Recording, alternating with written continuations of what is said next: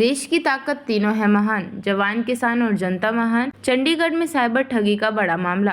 Tata capital के नाम पर 6.67 लाख की ठगी, निवेश के नाम पर फंसाया जाल। चंडीगढ़ में एक बार फिर साइबर ठगी का मामला सामने आया है, जहां सेक्टर 32A के निवासी अनिल प्रकाश दुबे से फर्जी निवेश योजना के नाम पर 6.67 लाख की ठगी कर ली गई। ठगों ने खुद को टाटा कैपिटल का प्रतिनिधि बताकर शेयर मार्केट में निवेश के जरिए 10% तक मुनाफा दिलवाने का झांसा दिया और पीड़ित को एक फर्जी लिंक भेजकर उसकी बैंक डिटेल्स और अन्य व्यक्तिगत जानकारी हासिल कर ली। पूरा घटनाक्रम विस्तार से। 12 मई 2025 को अनिल प्रकाश दुबे को एक अज्ञात मोबाइल नंबर से कॉल आता है।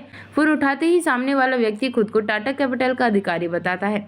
आवाज में आत्मविश्वास, भाषा में पेशेवर अंदाज और बातचीत का ढंग बिल्कुल असली लगता है। कॉलर ने दावा किया कि हमारी कंपनी ब्रोकरेज कंपनियों से सस्ते शेयर खरीदती है और ऊंचे दामों पर बेचती है, जिससे 10% तक का मुनाफा निवेशकों को मिलता है। कॉलर ने आगे कहा कि हमारे साथ पहले से हजारों निवेशक हैं, सबको समय पर रिटर्न मिल रहा है। आप भी चाहें तो अभी 10,000 से शुरुआत कर सकते हैं। इस तरह अनिल को एक विश्वसनीय और लाभकारी योजना का लालच देकर कुछ ही देर बाद कॉलर ने व्हाट्सएप पर एक लिंक भेजा, जिसमें इन्वेस्टमेंट अकाउंट खोलने के नाम पर एक रजिस्ट्रेशन फॉर्म भरने को कहा गया।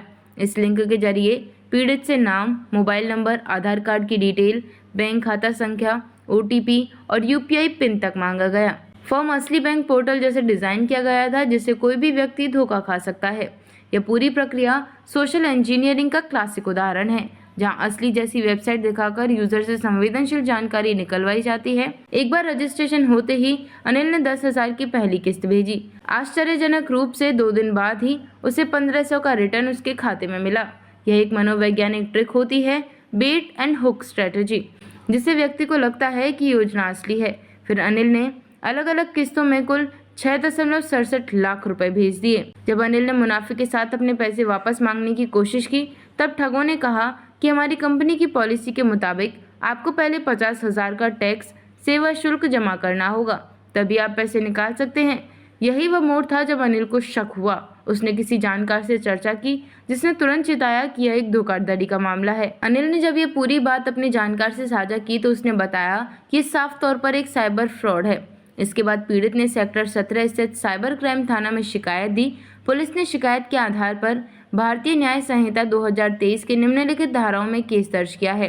धारा 319(2) धोखाधड़ी के माध्यम से वित्तीय लाभ प्राप्त करना, धारा 318(4) पहचान और व्यक्तिगत जानकारी का दुरुपयोग, धारा 338 धोखाधड़ी से संपत्ति का हनन, धारा 336(3), 340(2), 61(2) साइबर अपराध और धोखाधड़ी से संबंधित अन्य धाराएं। देश में बढ़ते से साइबर फ्रॉड के पीछे कारण बड़ी कंपनियों के नाम का दुरुपयोग। ठग HDFC, Tata capital, Bajaj finance, LIC जैसी कंपनियों का नाम इस्तेमाल करते हैं। व्हाट्सएप के जरिए लिंक भेजकर फिशिंग। आम आदमी तकनीकी रूप से जागरूक नहीं होता, इसलिए झांसे में आ जाता है। बैंकिंग जानकारी चुराकर खाली कर देते हैं अकाउंट। साइबर लॉ की जानकारी का अभाव। लोग FIR या हेल्पलाइन पर रिपोर्ट करने से भी डरते हैं। जनता के लिए चेतावनी और सुझाव। किसी अनजान नंबर से कॉल आए और इन्वेस्टमेंट की बात हो तो कॉल को सीधा काटें। SBI रजिस्टर्ड कंपनियों से ही निवेश करें और वेबसाइट की जांच URL की स्पेलिंग से जरूर करें। किसी से OTP या बैंकिंग डिटेल कभी साझा ना करें। ठगी का शिकार होने पर तुरंत 1930 साइबर हेल्पलाइन पर कॉल करें।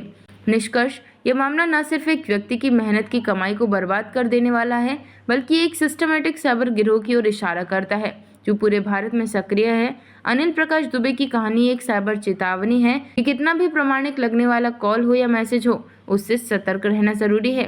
देखते रहिए shed speak TV. Like, share और सब्सक्राइब करना ना भूलें। देश, लोकतंत्र और भविष्य की सबसे बड़ी खबरों के लिए।